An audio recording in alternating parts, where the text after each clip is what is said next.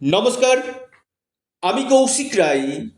সকল দর্শক বন্ধুকে আন্তরিক অভিনন্দন, শুভেচ্ছা জানাই। টাইমটা আপনারা ডায়েরিতে নোট করে নিন। 11ই মার্চ টু 31শে অক্টোবর বৃশ্চিক রাশির বড় কিছু ঘটনা ঘটবে। সঠিক মহা ভবিষ্যৎবাণী আজকের এই ভিডিওতে আমি করতে চলেছি। যারা আমার সাথে পরামর্শ করতে চাইছেন, অনলাইন কনসালটেন্সি করতে চাইছেন, আপনারা স্ক্রিনে দেওয়া হোয়াটসঅ্যাপ বুকিং নাম্বারে অবশ্যই যোগাযোগ করুন। দেখুন, বৃশ্চিক রাশি, বিশেষ করে আপনার 11ই মার্চ বৃহস্পতি মার্গী হচ্ছে, অর্থাৎ বক্রী ছিল, বক্র গতির থেকে আপনার অষ্টম গৃহে মার্গী হচ্ছে। বৃহস্পতি আপনাদের দ্বিতীয় পতি এবং পঞ্চম পতির লর্ড অষ্টমভাবে অবস্থান করছে। দেখুন, বৃহস্পতি আমাদের জ্ঞানের কারক গ্রহ, বৃহস্পতি সন্তানের কারক গ্রহ, বৃহস্পতি আমাদের ক্ষেত্রে বিশেষ করে অর্থের কারক গ্রহ, শিক্ষার কারক গ্রহ। তো এই বৃহস্পতি যখন মার্গী হবে এবং জুন মাসে যখন আপনার নবমভাবে আসবে এবং 31শে অক্টোবর পর্যন্ত আপনার রাশির নবমভাবে কিন্তু অবস্থান করবে।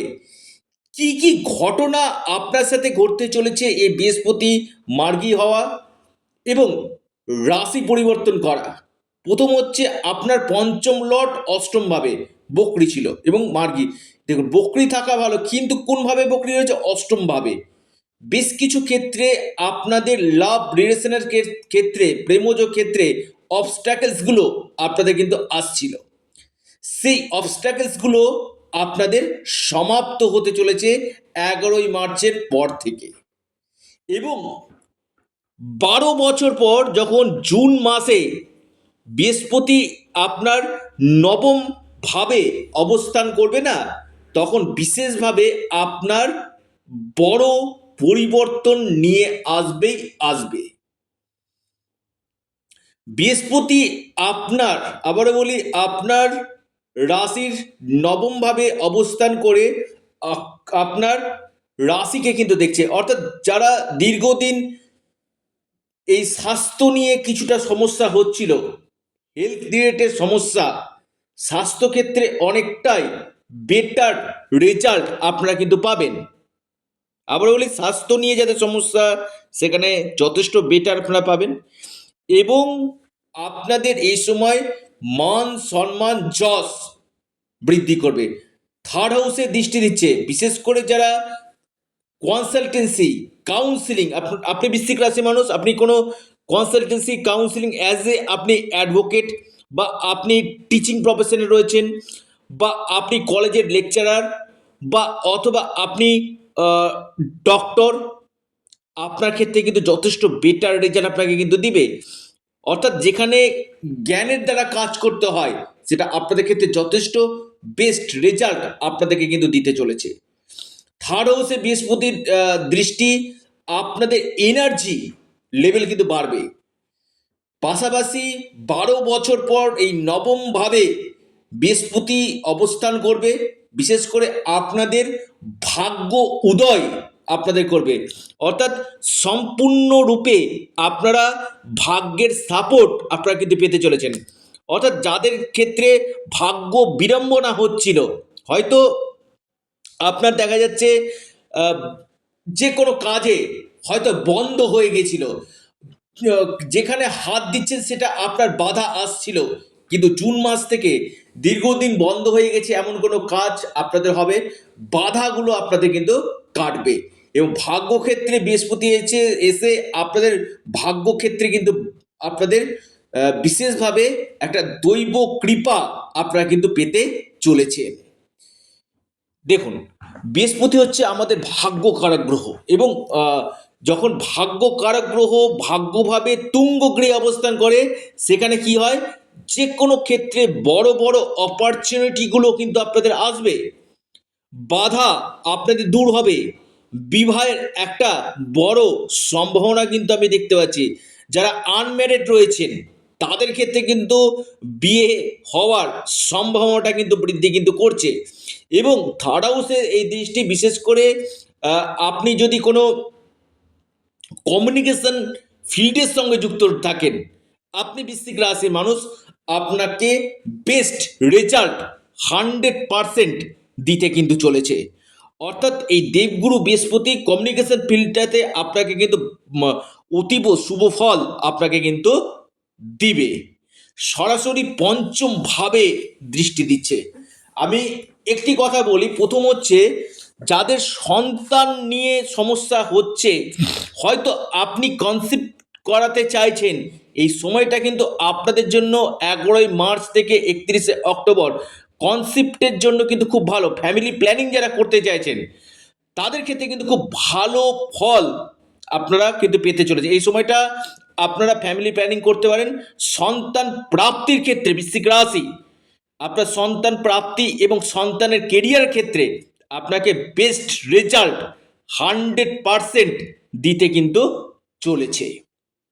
এবার আসি আপনাদের লাভ লাইফ। দেখুন, যারা সিঙ্গেল রয়েছেন বা আপনার প্রেমের ক্ষেত্রে কোনো অবস্ট্যাকলসগুলো আসছিল, বাধা আসছিল, প্রেমে বিচ্ছেদ হয়ে যাচ্ছিল, সেই বিচ্ছেদগুলো আপনাদের কাটবে। এবং যারা সিঙ্গেল রয়েছেন না, সেখানে কিন্তু একটা অতীব গাঢ় প্রেমের সুযোগ আপনাদের আসতে চলেছে। প্রেম আপনাদের জীবনে কিন্তু 100% নিশ্চিত রূপে আপনারা বেস্ট রেজাল্ট কিন্তু পেতে চলেছেন। এই সময় আপনাদের 11 মার্চ থেকে 31 অক্টোবর ইনভেস্টমেন্টের জন্য, আপনি বৃশ্চিক রাশি মানুষ, আপনার ইনভেস্টমেন্টের জন্য অত্যন্ত শুভ ফল আপনাদেরকে কিন্তু দিবে। আর্থিক স্থিতি, অর্থনৈতিক জায়গা আপনার ক্ষেত্রে যথেষ্ট মজবুত এই সময় কিন্তু করতে চলেছে। বৃশ্চিক রাশি লিখে রাখুন, ডায়েরিতে নোট করে নিন। বৃশ্চিক রাশির পঞ্চম গৃহে দৃষ্টি, বিশেষ করে যারা বিদ্যার্থী রয়েছে, শিক্ষার্থী রয়েছে, এই যে শনি অবস্থান করছে, শনির উপর দৃষ্টি, এবং নবমভাবে উচ্চ শিক্ষা যারা করতে চাইছেন, বা আপনি ফরেন গিয়ে কোনো এডুকেশন নিতে চাইছেন, বা আপনি আউট অফ স্টেট আপনি কোনো অ্যাডমিশন নিতে চাইছেন, শিক্ষাক্ষেত্রে কিন্তু একটা বড় পরিবর্তন, বড় সম্ভাবনাগুলো আসতে চলেছে। এবং উচ্চশিক্ষা বা আপনি কোনো পরীক্ষা দিতে চাইছেন, সেই এক্সাম আপনার ক্ষেত্রে কিন্তু যথেষ্ট ভালো কিন্তু হবে। এবং নবমভাবে বৃহস্পতি আপনার উচ্চশিক্ষা, হায়ার এডুকেশনের জায়গাটা কিন্তু যথেষ্ট শুভ ফল আপনাদেরকে কিন্তু প্রদান 100% কিন্তু করতে কিন্তু চলেছে। এবং বৃহস্পতির এই দৃষ্টি আপনার রাশির উপর, আমি আবারও বলবো, আপনাদের খ্যাতি, যশ, আপনাদের বাধা এই সময় কিন্তু দূর কিন্তু হবে।